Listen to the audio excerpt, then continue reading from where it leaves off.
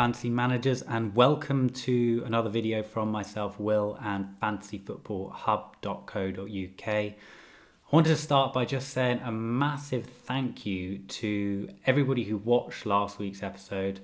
Had 2,500 views, which is just completely mad. You know, considering it was only my third ever video, I've just blown away by the support, and it really encourages me to keep going with this video series because I think it's a good way of getting information across to you guys, and you seem to be enjoying it. A special thank you to everyone who liked and subscribed to the channel because yeah, that really does help me out.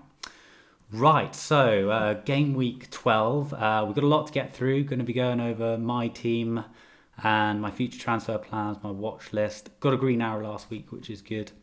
We're going to be looking at the Aguero and Sterling debate. Should you be getting one of them, both of them? Should you be switching to Sterling?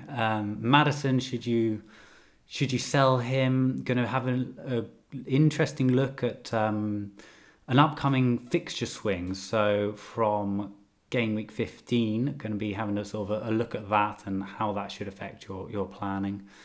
And we've got lots more to get through. So let's get to it. Okay, so last week did pretty well, got a nice green arrow moving up to 11,000 in the world. So very, very happy with that this stage of the season. 75 points. Aguero did the business as captain with 13-point haul, captaincy of 26. Very happy with that. I could have got more, to be honest. Arnautovic finally coming good. Arnautovic. I mean, I switched him in for Wilson quite a few weeks ago, and he just hasn't delivered for, you know, he's got a knee injury or a knock, or just hasn't got the points when he really should have done. So finally him coming good with a 12-point haul. It could have, again, like Aguero, it could have been a lot more. And, you know, looking at West Ham's upcoming fixtures, looking at his underlying stats, he's I think he's a very, very important player to own right now if you don't have him. I think, you know, he's probably the most important forward to own,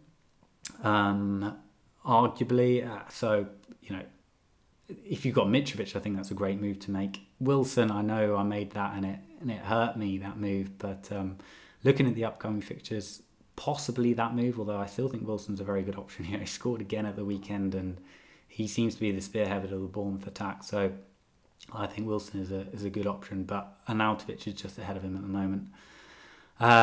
Who else? Richarlison. He, you know, I talked last week a little bit about Sigurdsson possibly being the better option over Richarlison.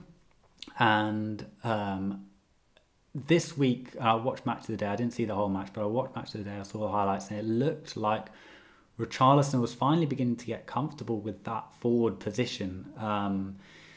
And he looks to have nailed that spot down. And, you know, when he's got confidence, when he's in form, then he looks like a great fantasy player to own. So I'm very pleased to have him. I still think Sigurdsson's a very good option. You know, he got some points last week, and I think he'll tick along nicely. So both of those are good options.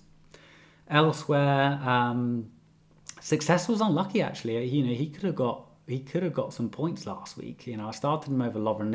In the end, Lovren he didn't play. I think he had a knock, and now he's ill. So that's one to monitor. But I'm quite happy to play Success this week. I'll come to my starting team in a bit. I won't be making a transfer this week, so you know, it's a strategy which I like to use is always, if you can, you know, don't, you know, if there's a move to make and you think it's a good move, then make it. But if you can, I genuinely like going into the international break with 2 free transfers. It just gives you so much more flexibility. If you wanted to make an early move, you could, and you know, you wouldn't be worried about an international break injury. But at the same time, you know, you could do 3 moves and really restructure your team after the international break. So it just gives you a lot more options, and it's a strategy which I tend to use going into an international break. So that's what I'll be doing. I've got a lot of people asking about Raheem Sterling. Should we be bringing him in? Should we be ditching Aguero and moving to, a heavy five-man midfield with Sterling and switching down to a cheap front line. Sterling, he's the second highest point scorer in the game. He's obviously a really, really strong option. I don't think there's much to choose between Aguero and Sterling. They're very close on the stats. Aguero's got more of a goal threat. They played a similar amount of minutes, but Sterling, he's got more of an assist threat. So I think it's fairly close between the two of them.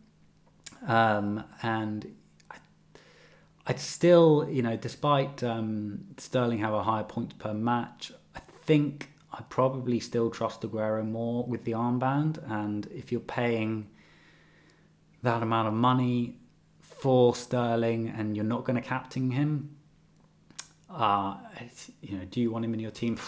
Well, if he's scoring that much, then the answer is yes. But look, I'm not desperately looking to bring him in. Let's just say that. I think that, especially this week against United, I think it's a really good opportunity for us to have a look at Sterling and see if he can deliver against United. Then he's going to be brought in heavily over the international break, and I might have to look at doing that.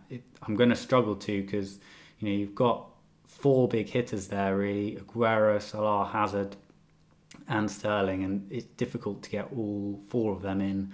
Salah's obviously got the fixtures, and he's going to be my captain for quite a few weeks, so I'm not looking to move him out. Hazard, he's got Fulham coming up, and he's looking good.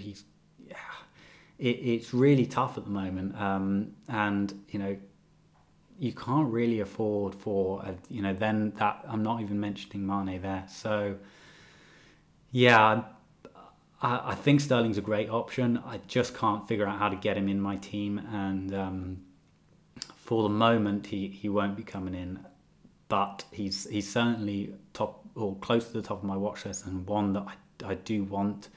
He did play the Champions League midweek, so there's a chance he could be rested. And I think that's always a slightly bigger chance than Aguero. Aguero seems to have really nailed down that spot, and I was pleased to see him get 90 minutes for the first time. So maybe that's Pep beginning to trust him with. Well, he does trust him, but beginning to give him those minutes that hopefully allow him to get more points. Okay, so there's lots of other stuff to get through. I think we've got UK Giants fan 1 on Twitter asked, who are you dropping to bring in Kane for game week 15?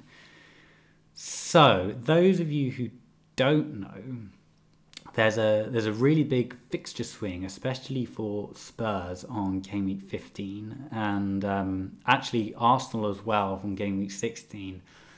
Both Spurs and Arsenal have a really, really good run of fixtures.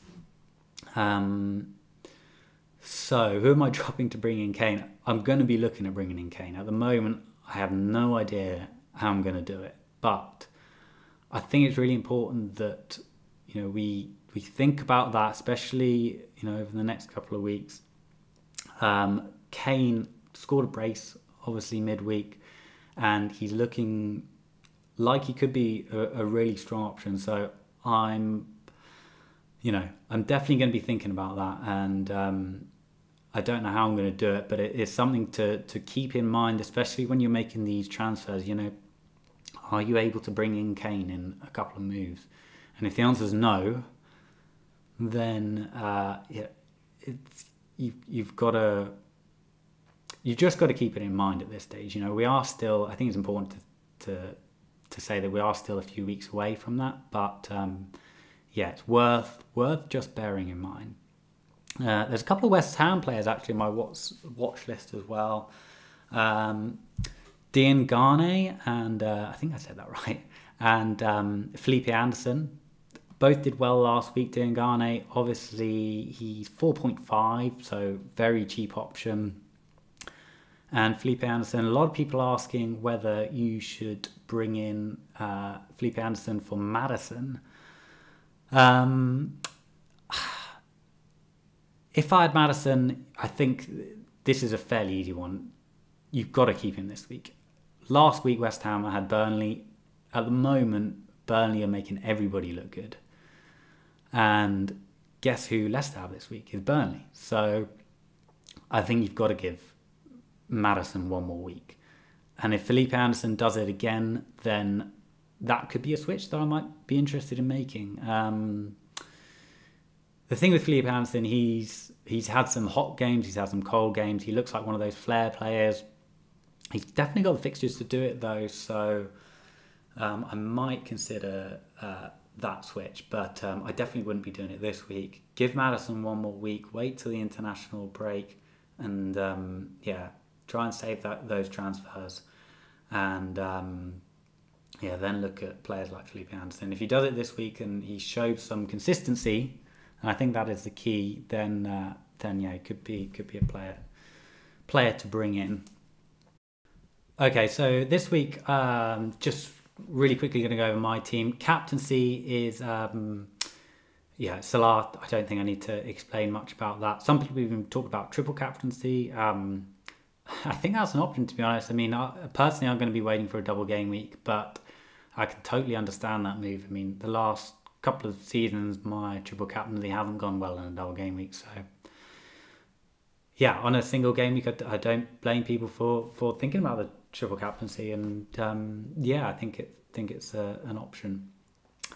Elsewhere, going to be playing Lovren, just going to hope he starts. If not, Success will come in. Don't think that's a bad substitution to have. At Southampton away, looked like he could have got points last week, and fingers crossed that if he does come in, then he might nick a couple of points as well. But won't be making a transfer, as I've already said. Next week, I am going to be bringing in Doherty for Wolves' good run. He's a player that I've wanted a long time, and I'm quite glad that he stayed quiet the last few weeks. So hopefully, I will be bringing it. Might be for Lovren if he misses out and he doesn't look like he's going to be nailed on in the Liverpool side. Or it could be for Wan-Bissaka. I'm not sure at the moment. I've got a little bit of money in the bank, so but at the same time want to be flexible, and I do actually want to keep my cheap bench. Again, that's keeping in mind that I'm going to be probably wanting Kane at some point within the next from game week 15. I'm going to be probably wanting Kane, so yeah. Just a quick roundup on the hub then. Andrew Ferguson's got his differential watch list up, so go check that out. And we've got loads more articles coming. I'm recording this on Thursday morning, but we've got lots more Sky and FPL articles coming out today and tomorrow. So yeah, go check those out on the hub. Fixture tickers, we've got obviously the Rate My Team tool, really interesting. If you haven't used that, I'd go check that out. Lots of other tools and stuff on the hub which will hopefully help you guys climb the ranks. So yeah, go check out fantasyfootballhub.co.uk. And if you like this content, then please do leave it a like and subscribe to the channel. And I will be back. I'll be back next game week, so I won't be making a video next week, but I'll be back the following week ahead of game week 13. So hopefully I'll see you guys then with a green arrow, and fingers crossed I can scrape into the top 10,000. I hope you guys get a green arrow. So yeah, good luck for the weekend, and I'll see you next game week. Bye for now.